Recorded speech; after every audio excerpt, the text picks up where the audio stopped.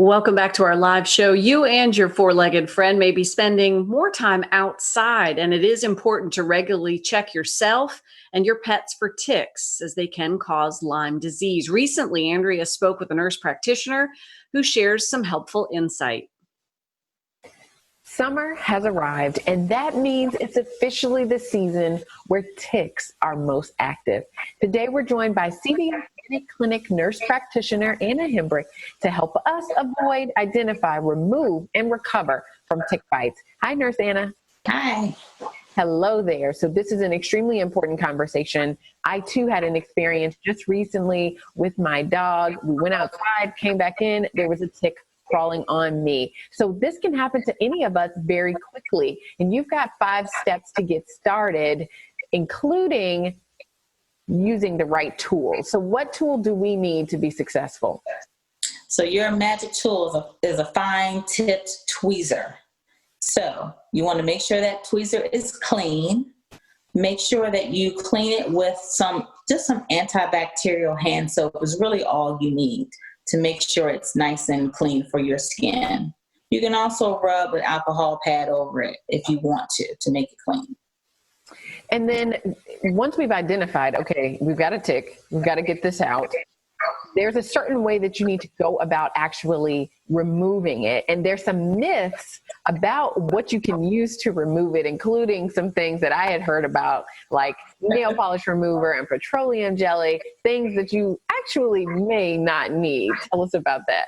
Right. You don't need any of that stuff. Actually, you don't want to put nail polish remover on your skin, especially if you have a insect bite there, or you don't want to use petroleum jelly. Oh, we're going to make it choke and take off and, unlatch from your skin. You don't need to do any of that. Just take it off. So use the tweezers, the clean tweezers, get right at as close to your skin as possible. Don't hold the body of the tick, but actually where the tick meets your skin and pull straight up. You don't want to do any twisting, any other types of moves, just straight up and have it right there. You can see it right there in the tweezers. Go ahead. If you miss any parts, like the mouth part, you can kind of get those out. If you can't, it's okay. Just let your skin heal. Yeah. And then so you've got a tick now in your hand, in your tweezers. Mm-hmm. But you want to make sure that doesn't, move away from you or end up in your home. So how do we properly dispose of ticks that have been removed, or ticks that may not have bitten you, but have been crawling around? Right. I suggest put them in the toilet and flush them.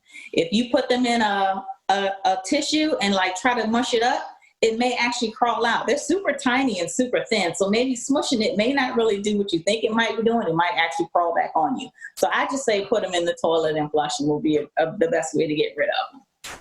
All right. So some of the things that you may think to do in the heat of the moment, like putting them in a paper towel, putting it in the trash can, using substances that you shouldn't use. This is really important. So then we've taken the tick out, we've disposed of it appropriately, but now we have to, naturally think about how that may affect our health in the future. So I know that ticks can be associated with some tick-borne illnesses.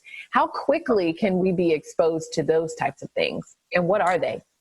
They're like 16 really tick-borne illnesses that you can get. Really the only common ones we hear about are Lyme disease, and then Rocky Mountain spotted fever, which is less likely than Lyme disease. But you want to make sure you clean that area first after you've taken the tick and disposed of it.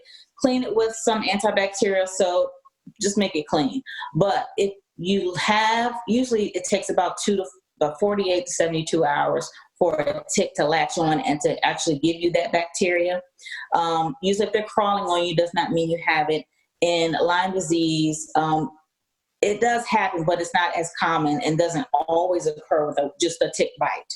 However, if you have some symptoms such as a bullseye rash, is what we call it, it actually is a red area around where the tick bit you. And then you notice around that area some clear skin and then another circle. So it kind of looks like a bullseye. That's one of those things that we're looking for with Lyme disease. And that's just a bacteria that they have on your skin. You can easily take an antibiotic to get rid of that, it's okay. It does not mean you have like Lyme disease and you're going to, be really sick for a long time. That's just kind of how we treat the bacteria that the tick has on you. So also you can have headaches, you can have muscle aches, you can have some fever and some chills, and that's with Lyme disease. And so those are caused by deer ticks and black-legged ticks. And then there's Rocky Mountain spotted fever. It's really hard to say. We used to do RMSF is what we say. That is caused by Lone Star ticks, and then same type of symptoms, a rash, but not the same kind of bullseye rash. It could be a rash on your wrists and your hands and your palms of your hands, but you can also have fevers for like 2 to 4 days, muscle aches, kind of the same type of symptoms.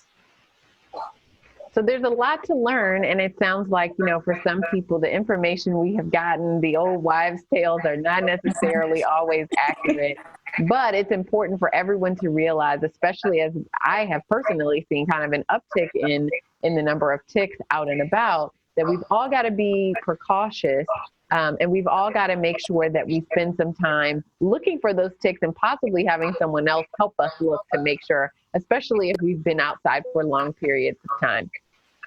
Right. So when you get from outside, if you want to have somebody like to help you look and just make sure you don't have you on your back or places where you can't see, that's a good idea. You want to make sure you shower right after you come from outside if you're hiking or whatever. Wash those clothes, hot water. If you need help, help getting the tick out, you can always come to Minute Clinic. We do that as well. I've taken out some ticks as well. We can help you with that. But when you're outside, you want to make sure that if you hike on trails, you stay in the middle of the trail, not around the brush areas, the high grass, those kinds of things. Make sure you have on some type of repellent, like a deep repellent. If you like to use more natural things, you can do that. It's like a lemon eucalyptus kind of formulation you could use as well. And you just want to make sure that you do check your skin and just see a provider. If you're not really sure about the symptoms that you have, it's always good to just get it checked out just in case. This is wonderful information, and I will definitely be keeping you all in mind as I continue to go outside. I'm yearning to get outside to do some fun activities, but also want to make sure we do that safely. Thank you so much for being with us today. Thanks for having me. For those of you who are interested in learning more about the CVS Minute Clinic, its services, and ways to eliminate tick bites this season, make sure you visit our website at WTVR.com/UTM.